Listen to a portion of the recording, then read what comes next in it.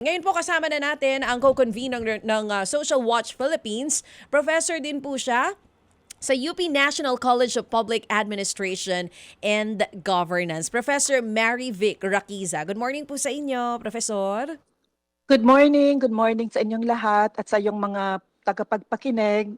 Ito nga po, Ma'am Mary Vic, good morning po ulit at salamat din for being on the show. Meron po kami mga ilang katanungan. Umpisahan po natin, dito nga po sa naging press con ng Syntax Coalition last time. Nagkaroon sila ng press conference dun po sa Commission on Human Rights last Friday. Ipinapanawagan po nila yung pag-abolish ng patronage-driven na medical assistance or yung MAIF po natin. Maging yung pagbawi ng nawawalang pondo mula po sa Syntax collections na nawala nga po dito sa PhilHealth. Unang tanong po, gusto naming marinig kung ano po ang inyong reaksyon dito po sa sinasabi ng Syntax Coalition na yung MAIF daw po ngayon ang tila bagong muka ng pork barrel. Sang-ayon po ba kayo dito? Yes, of course. Actually, kasama ako sa press ko na yon. At isa sa ako sa mga tagapagsalita. Mariin namin kinokondena ang paglihis ng pondo para sa regular programs ng DOH at pati na rin sa PhilHealth. At pumunta there's a big allocation na pumunta sa Medical Assistance for Indigents Program na ngayon ang tawag ay Medical Assistance for Indigent and Financially Incapacitated incapacitated patients o MAIFIP. So yung MAIP dati, MAIFIP ngayon. At kung makita natin, ay napakalaki ang budget niya, pati ngayon sa 2026, no? So, kinokondena namin yung practice na kung saan ang benepisyo na kailangan pa na ang practice kinokondena namin yung practice na kailangan pang magmakaawa ang mga Pilipino para makakuha ng maayos-ayos na serbisyo galing sa public hospitals natin. Oo, opo. Bakit kailangan magmakaawa tayo manlimos? Dapat naman meron na tayong PhilHealth at may zero balance billing tayo. Magpupunta tayo sa hospitals, dapat dapat impersonal institutions, mga nurses, doctors, ang kaharap natin, hindi kailangan tayong dumaan sa mga politiko. At inis na inis kami at dismayang-dismay kami at galit na galit kami na pinapadaan pa kami sa politiko at kumuha pa daw ng GL, guarantee letter, para lang maka-avail ng mga ganitong benepisyo. Na sa totoo lang, karapatan naman natin na makakuha ng mga ganitong programs from our government.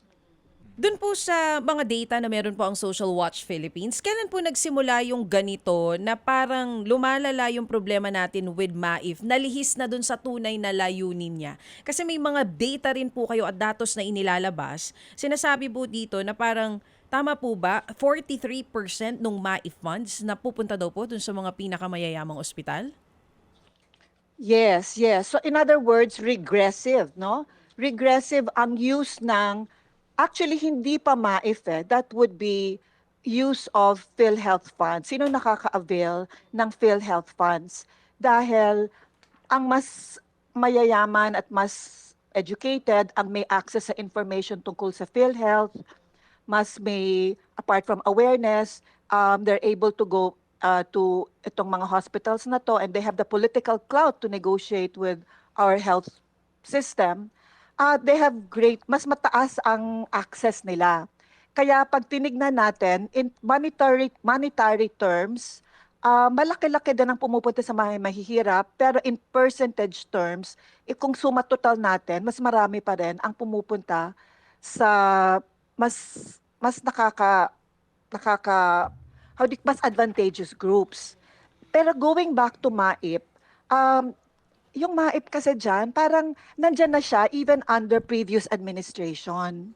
Pero ang nakakapagtaka, talagang lumobo siya. Noticeably, lumaki siya starting 2023 at pataas, such that pag tinignan natin ngayon in 2026 budget, nakakadismaya, nakakalungkot at nakakagalit kasi second biggest budgetary allocation siya ngayon sa DOH. Ang MAIP is getting something like, teka lang, tingnan ko yung data ko, is getting something like 53.2 billion pesos. Yes, oo. Kasi originally sa NEP, 24.2 billion lang. Mm. Pero merong tayong DPWH budget na 255 billion doon ni-reallocate. Binabaan kasi ang budget ng DPWH, Mm. lalo na yung sa flood control. Mm. So ang freed up funds for that is 255 billion. At yung 255 billion pumunta sa iba't ibang programa ng gobyerno. Meron sa DOLE, meron sa AIX, at meron din sa MAIFIP Sa ngayon. Maifip, opo.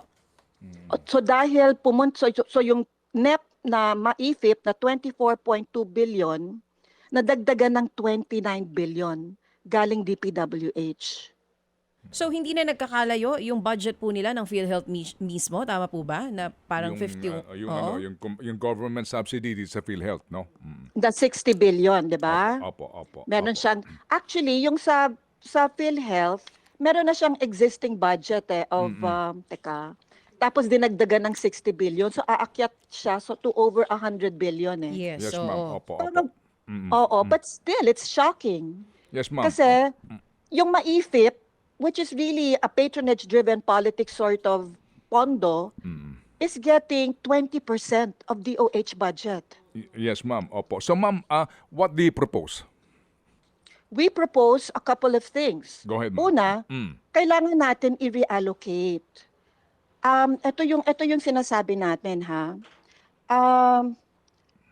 Una, kailangan natin i-reallocate yung budget na yan to other good programs of DOH, lalo na kung saan ang mga mahihirap ay ang mas nakikinabang, na hindi na kailangan manlimos pa, lumuhod pa sa politiko at magmakaawa. Ano tong mga programs na to? One is yung program na tawag dito ay Family Health, Immunization, Nutrition, and Responsible Parenting. Kasama dito yung immunization. No, pag-immunize ang mga anak natin, mga micronutrient supplements, and all that. It is only getting almost 4% of the budget of DOH. Opo. Yes, ma'am. Okay, go ahead, ma'am. Another one is, di ba sabi natin, pataas ng pataas yung communicable diseases at hindi na perennial na hindi nawawala. These are poverty-related diseases, highly treatable, really very diseases na ang apektado yung mga mahihirap katulad ng TB, rabies, dengue. Ang budget lang niya ay 3% of DOH. Imagine, that's only what? 7.7 billion ang nakakuha ng prevention and control of communicable diseases. Opo. Yung isa pa, yung prevention and control naman of non-communicable diseases. Kasi sinasabi natin, may communicable diseases na tayo na hindi pa natin makontrol. May, in the last decade or so, sumulpot itong rise ng non-communicable diseases such as cancer, mental health, diabetes, hypertension. Opo. Ang budget lang dito is just about 1% of the DOH budget. Or equivalent to 2.7 billion pesos. Compare that, and then last is health promotion. Yung health promotion, ito yung public education training, raising awareness sa mamamayan to eat better, to combat obesity, smoking, and all that, no? So mass education training and all that, better nutrition. Wala pang 1% ang budget ng health promotion, which is actually a provision mandated by the Universal Healthcare Law. So it's just getting 2.5 billion of the budget. Compare that to what I said earlier na kung saan ang budget ng MAIFIP ay 53.2 billion. Opo. Sino makikinabang dyan? Siyempre, alam natin ang talagang makikinabang dyan yung mga politiko sa national at LGUs kasi pogi points yan sa kanila eh. And it incentivizes utang na loob sa kanila ng mga mamamayang Pilipino with an eye to the next round of elections. That's number one. Yan yung isang problema sa patronage-driven funds. Second, nagiging sanhi din yan ng korupsyon. 'Di ba? Madami diyan nabubulsa. At nakita natin yan sa nakaraang eleksyon. Na yung MAIP, AIX, at TUPAD, naging source yan eh ng korupsyon. Opo, yes ma'am. So, ma'am, unfortunately, Professor, ito po kasing MAIF na to, ni minsan hindi pa tayo nakakuha ng audit ng COA. Kasi Right. napaka-importante ma'am doon sa alokasyon sa mga mambabatas. Hindi man may tatanggi na kapag re-refer tayo, di ba, sa kanilang mga tanggapan, kung may lumalapit sa iyo na nangangailangan na operahan sa heart center, no? Na talaga namang Yes, karapat yes. dapat tulungan, pero bawat isang proponent, if I may use the word proponent, sa lahat ng mga senador o congressman na mayroong pondong ito, walang COA report na nagsasabi sino ba ang nakakuha sa kanilang opisina ng guarantee letter. Kasi yung sinasabi ho ninyo may mga pagkakataon Yes. na kung sino ang malapit sa kanila kahit na may kaya, di ba? O, kahit na mayaman, basta lang po dikit doon sa senador o sa kongresista, makakakuha ng guarantee letter para siya makapagpa-confine sa mga specialty hospital tulad ng NKTI o maging sa heart center. That's right. In fact, sa isang Senate hearing, no, na nangyari last October 1, um, wala doon ang DOH, pero nandun ang DOLE at DSWD. Inamin nila, even sa side nila, nang nagmudmud nga ang mga, nakita natin na mudmud ang pera ng MAIP, AIX at TUPAD, so nandun ang DOLE at DSWD, lumalabas talaga sa Senate hearing na walang official na listahan na present, no? Wala silang official na listahan na nagsasabi sino ang mga benepisyaryo. Yes, ma'am. Opo. Lumabas din na malabo ang pamantayan sa pagpili ng benepisyaryo, no? Opo, yes, ma'am. So, kailangan talaga, and that's also true sa MAIFIP. Walang klarong listahan, sino ba talaga, at anong pamantayan ang ginamit. Nasaan yung implementing guidelines. So, very arbitrary, very discretionary Opo. ang paggamit ng mga ganitong pondo. Talagang ayuda talaga pangtrapo. Hindi to ayuda ng pangkarapatan kasi meron tayong ayuda na legitimate, Opo. na talagang consistent with yung karapatan ng sambayanan. Opo. Mga ilang programang to. Pero pag pumapasok na kasi ang politiko at napopoliticize na ang pondo, nagiging ayudang trapo na eh. Yan ang problema eh. Opo. Okay, ma'am. Sige. So, kagaya nga po ng 4Ps, kahit papaano po, that's institutional. That's right. And klaro na po ang recipients, at mayroon pong Yes. panuntunan bago makatanggap. Okay, so ma'am, ganito. Budget season ngayon. Opo. Kayo ba sa inyo, sa Social Watch Philippines, ano po ito? Kasi maaari tayong mag-ingay dito, maaari tayong magprotesta dito, maaari natin ilantad itong kabuktutan na ito, but at the end of the day, those honorables will be the one who will decide. Ano pong inyong balak? Alam mo, particular from my EFIP, ang posisyon dyan ng health sector na mga kasama namin ay talagang i-push na i-reallocate yung pondo sa MAIFIP for other more deserving programs na talagang that strengthens the institutions and the right at saka yung karapatan ng mamamayan na kumuha ng mga ganong serbisyo. Hindi na kailangan dumaan sa prosesong nag-GLGL pa. So yan yung isa. We will push and advocate na i-reallocate yung MAIFIP funds to other programs. At nabanggit ko naman sa iyo, Ted, no?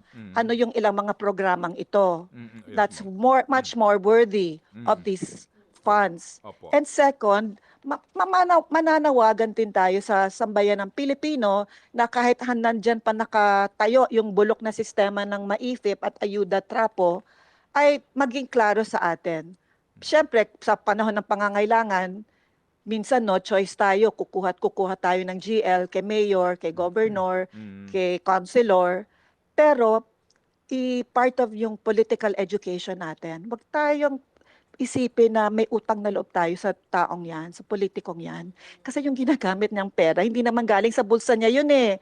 Galing yan sa pera ng taong bayan, buwis yan galing. So let us not be politically indebted. Let us not be politically grateful. Kasi may karapatan tayo sa pera na yan na binababoy nila, ginagawa nila kunwaring pera nang galing sa bulsa nila.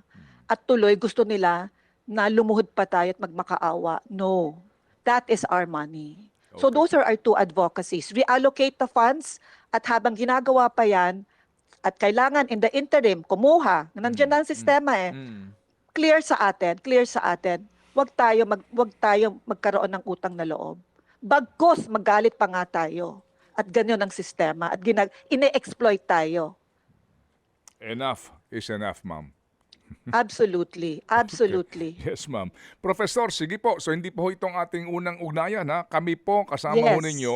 Kasi ngayon, budget season nga po, kinakailangan maramdaman din nila na nakatutok tayo dito at sana nga, mangyari po yung inyo pong mga panukalang ito. After all, kayo ho naman na nasa sektor mismo, pati ang inyong mga kagapay sa puntong ito, ay nasa sektor mismo ng pangkalusugan. Kaya alam po ang isyong ito. Salamat po, Professor, and we keep the Maraming flame salamat burning. din. Opo. Okay. Salamat po. Salamat Thank you. din. Thank you. Bye.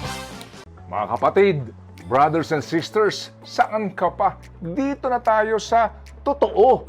Dito na tayo sa True FM. Mga kapatid, mag-subscribe and follow po kayo sa social media accounts ng True Network PH. Yan po kami, hanapin nyo lang True Network PH, Facebook, Instagram, YouTube, TikTok, and podcast.